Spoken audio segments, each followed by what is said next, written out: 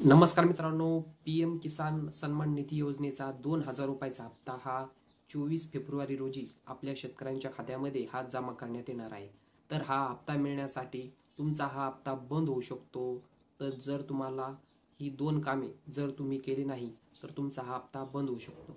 तर तुमचा हा हप्ता बंद न होण्यासाठी तुम्हाला ही दोन कामे करणे गरजेचं आहे.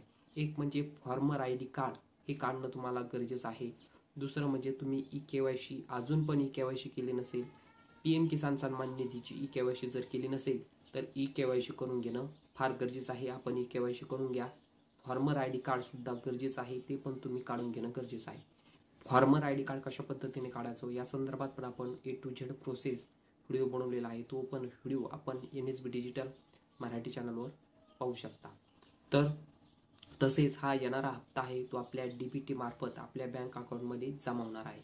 तर ही महत्त्वपूर्ण माहिती होती. पीएम किसान सन्मान निधी योजनेचा हप्ता कोण यासाठी पात्र असणार आहेत या संदर्भातली. तर असेच महत्त्वपूर्ण व्हिडिओ आपल्या चॅनलवर येत असतात.